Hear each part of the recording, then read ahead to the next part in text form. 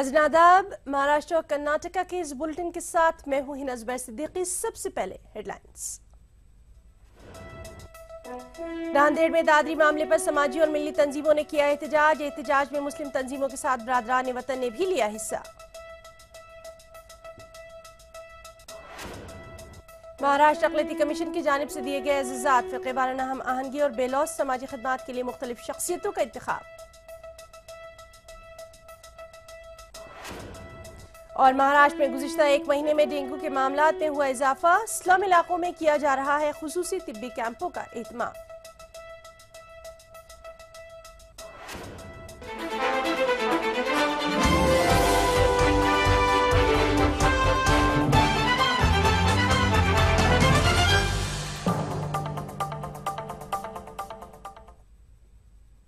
UP के दादरी गांव में इखलाक अहमद कत्ल मामले ने मुल्क भर को तशवीश में मुब्तला कर दिया है। इस कत्ल के पीछे सरकर्दा नजरिए को समाजी तंजीमें मुल्क के लिए खतरा बता रही हैं।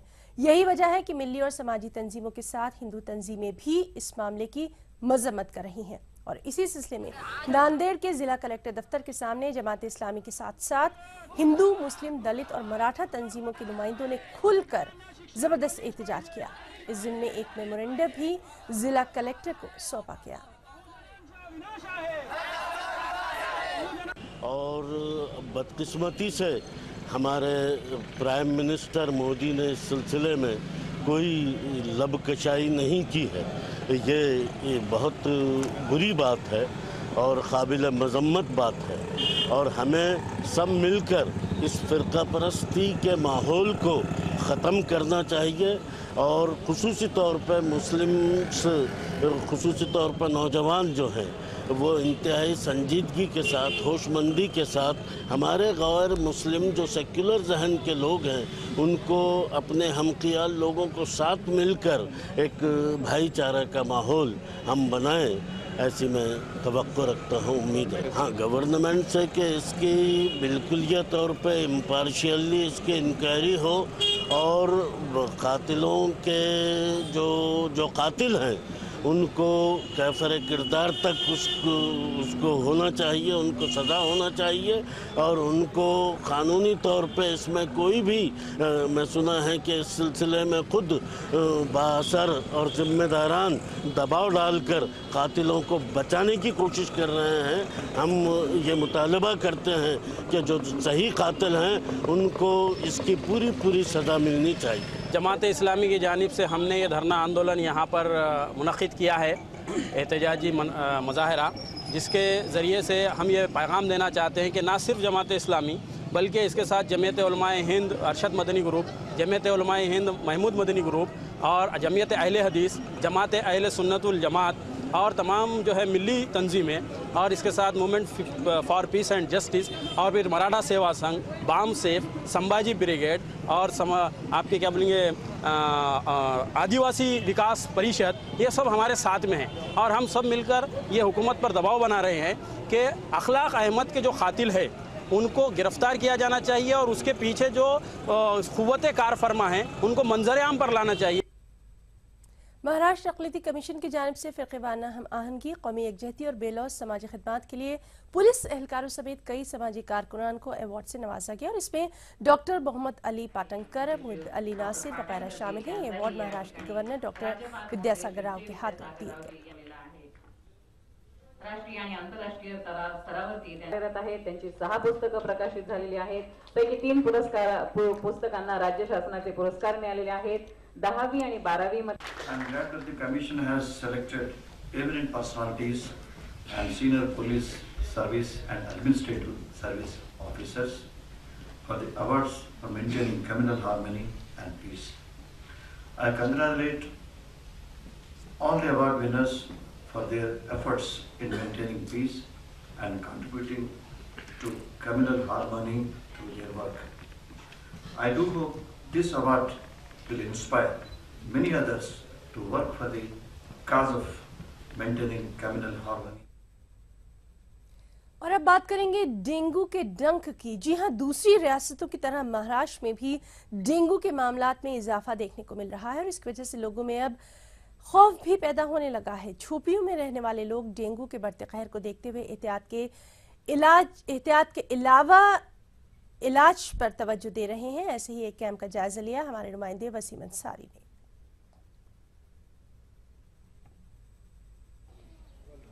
मौसमी बीमारी डेंगू को लेकर मुंबई में भी खतरे की घंटी बजने लगी है। जिस तरह से डेंगू का असर खास करके मुंबई शहर में है, उसे देखते हुए अब लोग सतर्कता बरत रहे हैं। मुंबई में अगर बात करें तो पिछले एक हफ्ते में 2 लोगों की मौत हो चुकी है और अब राज्य की बात करें तो 9 लोगों की मौत हो चुकी है सिर्फ और सिर्फ डेंगू से। अगर सितंबर महीने की बात करें तो 249 लोगों पर ये लक्षण पाए गए हैं डेंगू के। और उसके बाद कहीं ना कहीं डेंगू को लेकर अब सतर्कता बरतती जा रही है और लोग अब खास करके झोपड़पट्टी इलाकों में रहने वाले, झोपड़ों में रहने वाले लोग इस पूरे अभियान में शामिल हो रहे हैं। क्या उनमें लक्षण हो सकते हैं, हम डॉक्टर से जानने की कोशिश करते हैं कि क्या लक्षण होते हैं, डेंगू के क्या लक्षण होते हैं और कौन सी दवाएं हैं जो इससे डेंगू को जल्द से जल्द रोका जा सकता है। एक्चुअली डेंगू के कोई स्पेसिफिक लक्षण जैसे नहीं होते हैं, आप डेंगू का ऐसे बयान नहीं कर सकते। इसमें भी नॉर्मली सर्दी, बुखार आना, खांसी आना, ठंडी लगना, पेट में दर्द, उल्टी ऐसा होना, कमजोरी लगना, हाथ पैरों में दर्द, ऐसे ही सिम्टम रहते हैं। लेकिन जब भी किसी को भी ऐसे बुखार जैसे लगे तुरंत अपने बाजू के BMC हॉस्पिटल में जाके उनको उसका इलाज करवा लेना चाहिए। तो आप जितना जल्दी डॉक्टर के पास जाते हैं उतना जल्दी आपको ट्रीटमेंट और इन्वेस्टिगेशन हो जाते हैं। आपके इन्वेस्टिगेशन जितना जल्दी होते हैं उतना आपके कॉम्प्लिकेशंस कम हो जाते हैं। जिस तरह देख सकते हैं कितनी दवाइयाँ यहाँ पे रखी है जो बाकायदा यहाँ पे जो आए हैं उन्हें दी जा रही है। जिस तरह की बीमारी है उसके अनुसार यहाँ पे दवा दी जा रही है। आप जो कुछ महिलाएं भी यहाँ पे मौजूद हैं, हम उनसे जानने की कोशिश करेंगे कि वो यहाँ पे क्यों, आप यहाँ पे क्यों आई? मुझे 2-3 दिन से बहुत बुखार होता था और मेरे हाथ पैर एकदम दर्द देते थे, सर दर्द देता है। तो डॉक्टरों ने कहा यहाँ पर कि ये सब डेंगू के लक्षण है, तो यहाँ पे मुझे ब्लड टेस्टिंग के लिए बुलाया है और दवाइयाँ दी हैं। ब्लड टेस्टिंग के लिए बुलाया गया। हमारे साथ कुछ लोग भी हैं, हमसे जानते हैं कि ये जो यहाँ पे कब तक कितने लोग आ चुके हैं और कितने लोगों आने की आशंका है? अभी तक यहाँ पे 100 लोग से ज़्यादा लोग आ चुके हैं और उम्मीद करते हैं कि और भी 100-200 लोग आएंगे। उम्मीद तो यही है कि ज़्यादा से ज़्यादा लोग यहाँ आए और इस चीज़ का फ़ायदा उठाए। ज़्यादा से ज़्यादा लोग आए और इस चीज़ का फ़ायदा उठाए। और जिस तरह से एक पूरा माहौल है मुंबई शहर में डेंगू को लेकर, अगर पूरे राज्य की बात करें तो 3000 से भी ज़्यादा लोगों के बीच में लक्षण पाया गया। ये एक जानलेवा बीमारी है जिसे देखते हुए सतर्कता बरतने की ज़रूरत है। और इस तरह के कैंप कहीं ना कहीं लोगों में जागरूकता के लिए एक अच्छा मिसाल माना जाता है, जिससे खासकर गरीब वर्ग के लोग अपनी जाँच कराकर इस बीमारी से बच सकते हैं। मुंबई से संजू जादव के साथ वसीम अंसारी, ETV। शीना बोरा कत्ल मामले की अहम मुलजिमा इंद्रानी मुखर्जी की सेहत में बेहतरी आई है। इंद्रानी अब खतरे से बाहर बताई गई हैं। आज इंद्रानी को हॉस्पिटल से भी छुट्टी मिल गई है और उसके बाद उसे दोबारा जेल भेज दिया गया है। वाज़ेह है कि इंद्रानी मुखर्जी ने जेल में ओवरडोज ले लिया था, जिसकी वजह से वो बेहोश हो गई थी, उसकी तबीयत खराब हो गई थी और अब उसको लेकर जेल एडमिनिस्ट्रेशन सवालों के घेरे में आ गया है। जेल एडमिनिस्ट्रेशन की रिपोर्ट आने के बाद मुंबई पुलिस इस पूरे मामले में मुताल्लिका ऑफिसर्स पर केस भी दर्ज कर सकती है।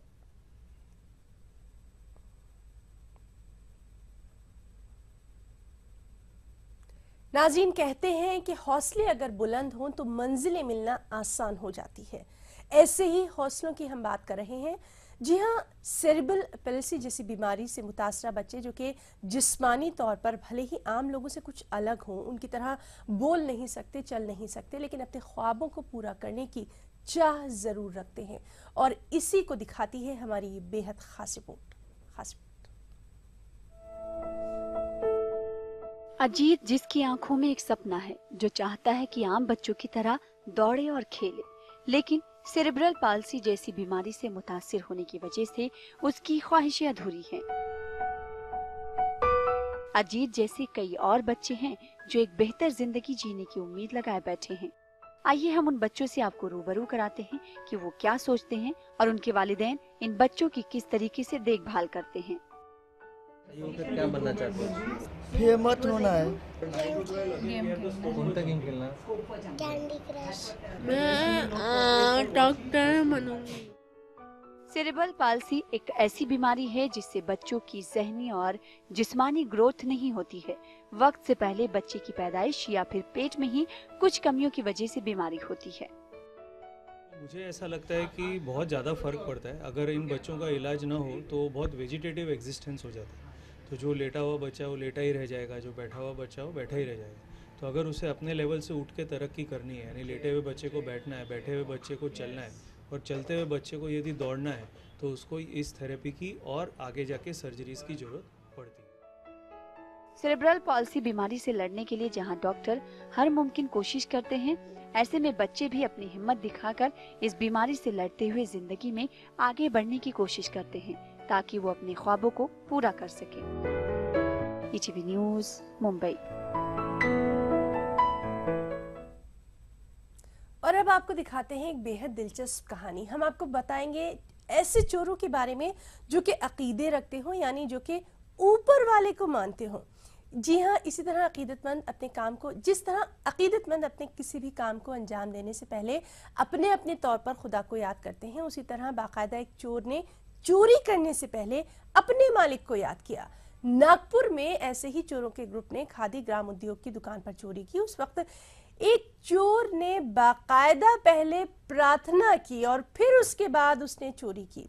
वाज़ेह है कि इस ग्रुप में शामिल 9 अफराद ने दुकान से 45,000 रुपए की चोरी की।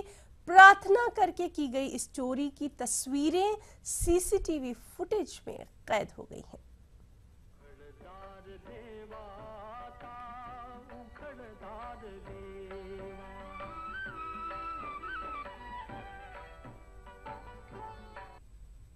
की 8 ते 9 जण ते लोक होते, त्याच्यातला एक जण आतमध्ये जेव्हा पुन्हा जायचं होतं पुन्हा ते चादरी त्यांनी अशा लांब केल्या, तो आतमध्ये गेला।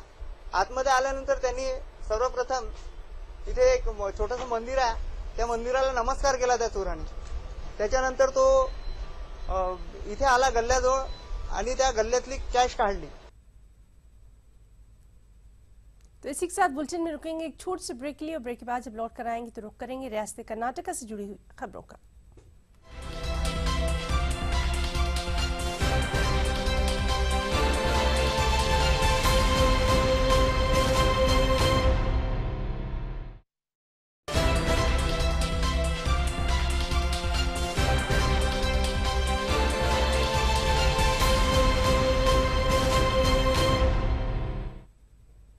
ब्रेक के बाद बुलेटिन में अब रुख करेंगे रियासत कर्नाटक से जुड़ी हुई खबरों का। सबसे पहले हेडलाइंस।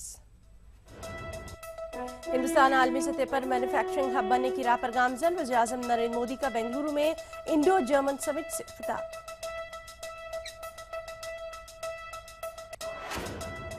बेंगलुरु में कॉल सेंटर में काम करने वाली खातून की आबरूरेजी मामले की जांच जारी। 3 मुश्तबा अफराद से भी की जा रही है पूछताछ।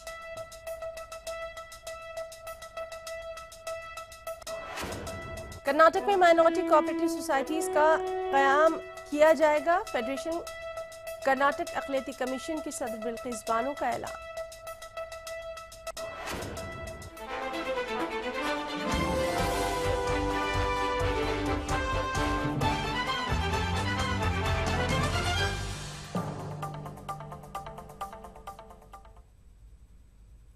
पीएम नरेंद्र मोदी का कहना है कि हिंदुस्तान आलमी सतह पर मैन्युफैक्चरिंग हब बनने की राह पर गामजन है। पीएम ने बेंगलुरु में इंडो जर्मन समिट से खिताब किया। इस मौके पर जर्मन चांसलर और नरेंद्र मोदी की मौजूदगी में 5 बिजनेस टू बिजनेस मुआहिदों पर दस्तखत भी किए गए। खास रिपोर्ट।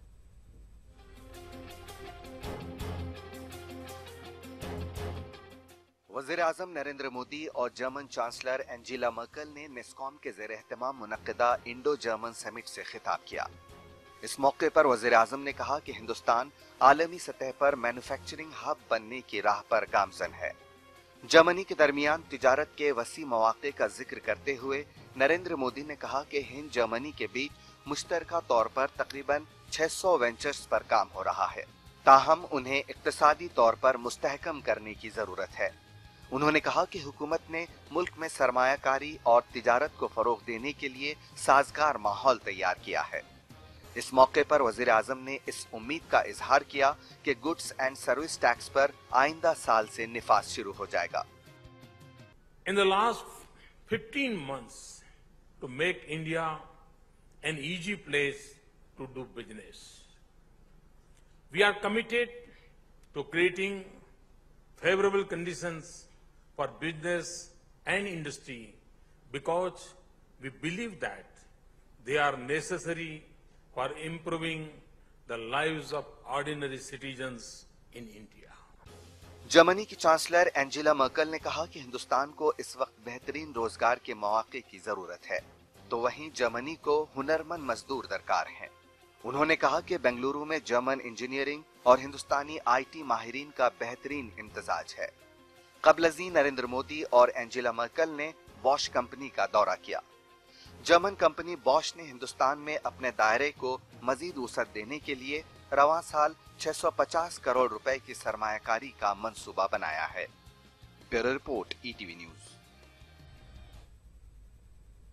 बेंगलुरु में इंसानियत को शर्मसार करने वाला वाक़या पेश आया। मध्य प्रदेश के ग्वालियर से ताल्लुक़ रखने वाली एक 23 साल लड़की की इज्तिमाई इस्मत रेज़ी की गई। इस सिलसिले में पुलिस ने 3 मुश्तबा अफराद से पूछताछ भी जारी की है। रियासती वज़ीर दाखिला केजे जॉर्ज का कहना है कि कसूरवारों को बहुत जल्द गिरफ्तार कर लिया जाएगा। साथ ही उन्होंने कहा कि बीजेपी को इस मामले पर सियासत नहीं करनी चाहिए। ये दिल दहलाने वाला वाकया बेंगलुरु के मेडवाल पुलिस थाने की हुदूद में पेश आया है। बताया जा रहा है कि शनिचर की रात एक पार्टी में शिरकत के बाद 23 साल लड़की अपने पीजी सेंटर लौट रही थी। आइतपा बस स्टॉप पर लड़की निजी वैन पर सवार हो गई। इसी दौरान वैन में लड़की की आबरूरेजी की गई। इस वाकये के बाद मुतासरा लड़की ने अपने दोस्त को फोन किया और पुलिस स्टेशन में शिकायत दर्ज कराई। मुतासरा लड़की के मुताबिक वैन में ड्राइवर के अलावा क्लीनर था और उन्होंने नामालूम मकाम पर ले जाकर उसकी आबरूरेजी की। बेंगलुरु पुलिस मामले की जांच कर रही है। इस सिलसिले में 3 मुश्तबा अफराद से पूछताछ भी की गई। पुलिस ने मुताल्लिका वैन को जब्त कर लिया है। गुज़िश्ता चंद महीनों से बेंगलुरु में पेश आए इस्मत रेज़ी के वाकयात से अवाम में तशवीश और बरहमी पाई जा रही है। इस ताजा वाकये के बाद बेंगलुरु में खवातीन की सिक्योरिटी पर एक बार फिर सवालात खड़े किए जा रहे हैं। ETV news, Bengaluru. नाज़रीन, ताज़ा इत्तलात के मुताबिक इस पूरे मामले पर पुलिस ने 2 लोगों को गिरफ्तार कर लिया है और ईटीवी भी आपको इस पूरे मामले से जुड़ी अपडेट देता रहेगा। रुख करेंगे दूसरी खबर का। कर्नाटक में अक़लियती तबके के माशी मसाइल को हल करने के लिए रियासती अक़लियती कमीशन ने नए इक़दाम करने का फैसला लिया है। अक़लियती कमीशन जल्द ही रियासत भर में मौजूद माइनॉरिटी कोऑपरेटिव सोसाइटीज़ का फेडरेशन कायम करेगा। बेंगलुरु में महफिल निसा के तहत मुनक़्क़दा एक तकरीब में अक़लियती कमीशन की सदर बिल्किस बानो ने ये बात कही।